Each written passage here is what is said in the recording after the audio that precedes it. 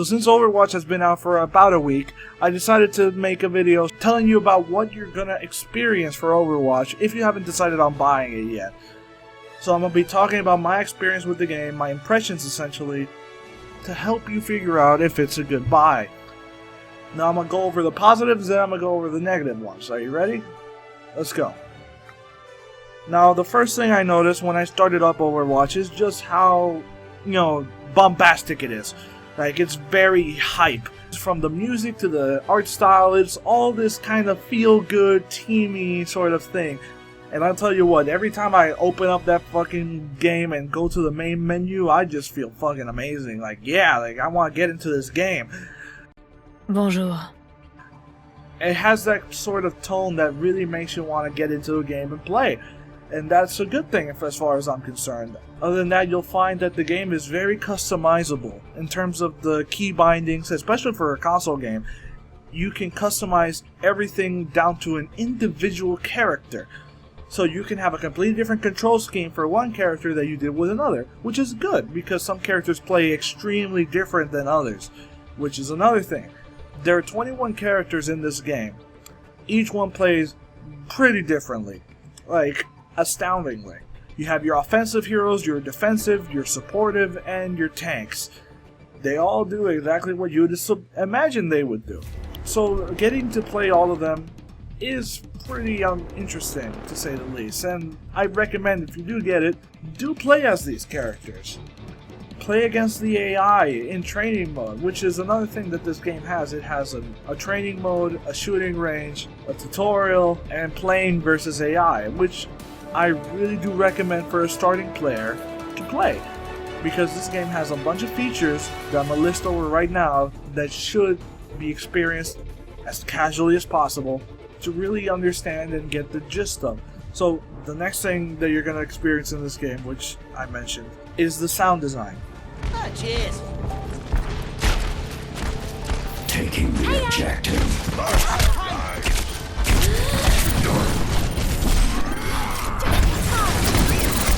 Double kill. I claim the objective.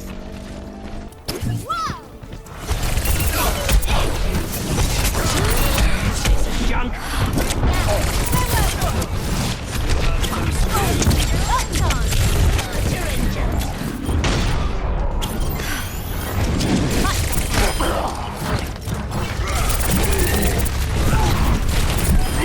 I'm on the objective.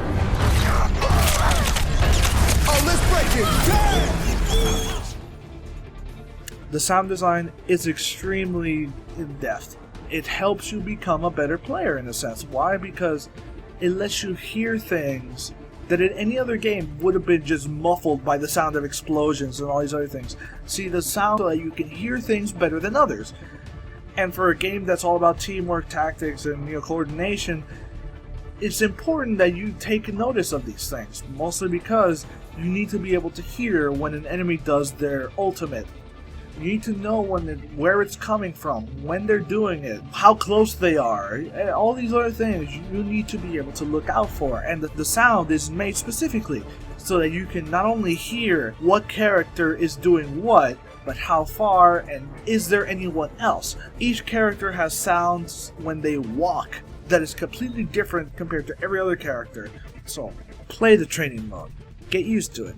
You'll be happy you did. You need to understand how every character sounds like and what they do when they do their ultimate. Especially if they're on your team. You'll be finding that each map is very interesting. Each map has its own design that separates it from every other map. They're all visually appealing as well. And they're all based on different parts of the world. So you have places in Britain, in China, in Japan, in the United States, you name it. There's a map in every fucking area. And they all have their distinct game modes. You're not going to be playing unique game modes in any sense in this game. There's very standard game modes that if you play TF2, then you'll understand how these game modes work. But if you haven't, these game modes are very easy to understand, and they're pretty basic. They're very objective oriented, but they're not really the main focus. The characters are the main focus, and being able to use them well in an organized team is what makes this game so unique. So, This is why I say you should play the training mode, because it'll help you separate the fact that this game is more about the character than it is the game modes, and that the real fun is not in the variety of game modes that there are, but rather the way the characters all play. And since there's 21 of them, there's a lot to get used to. Especially in terms of who fights who, and how does this rock, paper, scissors thing work with each individual character. That's where the fun lies, and mastering these characters is also very fun. So keep that in mind, and if you do get this, play the training mode. I cannot say that enough.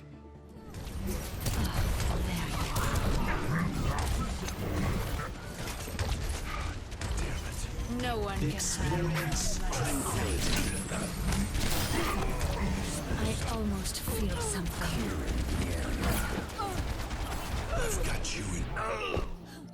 And the last thing you're going to be experiencing in this game is the fact that there's not a lot of lag.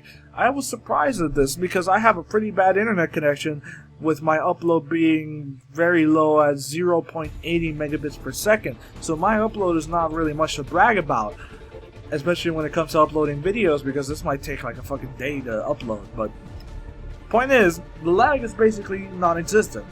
There is a couple of instances where you notice it, but they're very far and few between. Like, the worst case scenario I have is that I dodged a projectile, but I still ended up dying, even though I clearly missed on my screen.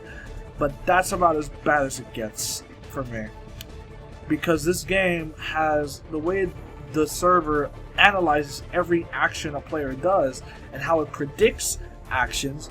It kind of gives you the advantage, because even if you lag, if you did something first, the server will say that you did dodge a bullet, that you did do this to protect yourself, and that you won't receive any damage. And it keeps track of that.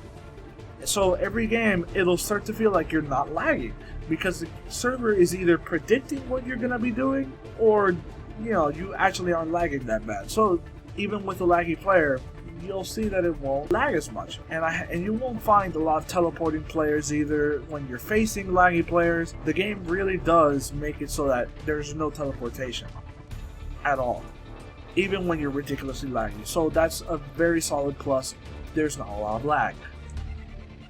But that's about it for the positives that I can come up with. Let's go on to the negatives. Now, these are very specific, because these are things that the PC version doesn't have that the console version does. Now, if you were playing the PC version, these would basically be non-issues, but the console version does have these problems, and I'm going to go over them right now. The main problem: this game has aim assist on console, and whether or not you think that's a good thing, I must say that's a bad thing. Mostly because this game does not need it. This is a game that has most characters that do not even require a skill to aim, so why is there aim assist? It would separate the game more had there not been aim assist, because there's a huge variety of characters that don't even need it. But not only that, the aim assist in this game basically makes it so that most of the characters that do require some skill to aim be just as generic as the ones that don't. So now you have a bunch of characters that basically you don't need to aim with anymore. So every character is like that essentially now. And that's a bad thing. I just don't think this game needs aim assist per se. But nevertheless, if it's a good or a bad thing, I'm going to tell you that that's what you're going to be expecting. The game has aim assist. The second thing you're going to be experiencing is that even with the aim assist, there are a bunch of stupid players. And this could probably be said for the PC version too. When you don't have a team, and this is a very important thing here, if you don't have a team, or at least one other person that you can play with that you know, you're going to be placing games where you think that a piece of cheese is playing the game, because they're that bad. And in a game where it relies on not only communication, but team composition and actual competence, then you're going to be coming into a lot of problems. And on top of it, the voice chat is dead. I haven't met one player that uses the voice chat at all in my time playing it, not only from beta, but also in the full game. Not one soul has spoken.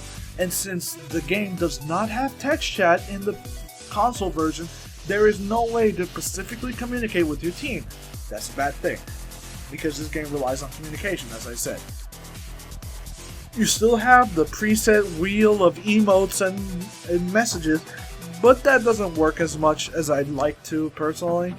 It has a bunch of problems in and of itself, so you have that to worry about. For example, like I say, when I bring up the voice wheel, I highlight the phrase that I need a medic or I need healing.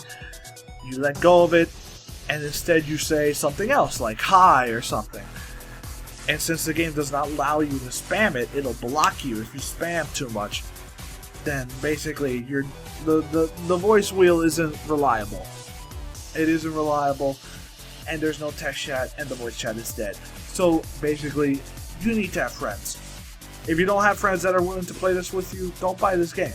It's as simple as that.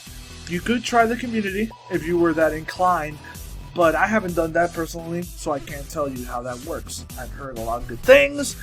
That's how people play the game, but I personally haven't, so there's that. And that's basically it. There's not much else to say about the game. The cons to the game are some things that are only specific to the console version, because everything else, and I mean literally everything else, works fine. Besides these small little cons that I've been able to find, the game runs great. There's no lag. Each character plays as they should. There's not that big of a huge difference other than, you know, those ones that I did. And the player base, you're always going to have retarded players. Even on the PC version, you're going to have that. Except on the PC, they're a lot more vocal about it because there's text chat and all these other things. But here, people just don't care. So, with all that being said, I hope that helped you decide if you want to get this game or not, if it's worth it. If you want a game that really doesn't depend on team communication as much, and that you can play, have fun, and you don't need to rely on your team as much, Rainbow Six Siege is probably a good option. It's more realistic. Then Overwatch is not as cartoony, but it's also just pretty much kind of just as fun, and you don't need a ridiculously good team that talk to each other that much to really play. Obviously, if you do have that, then you're better off, but it's not necessary. You can, if you're a good player, you can play without it. So my recommendation, if you do get this game, as I've said, play the training mode, get used to the game, because even if you have played FPSs before, I assure you that you're going to need it for this one regardless. That's what I usually do whenever I start up the game. I play against AI for a little bit, get used to it again, especially if I haven't played for a few days, just to try and, like, you know, get used to the game. You can't just jump into a game and expect to win every time, so it's better to play a few casual games and, you know, get into the spirit of the game again. So anyway, that's been everything I have to say about it. I'll be going back to play the game now, so, you know, that should say a lot. Anyway, thank you for watching, and I'll see you in the next video.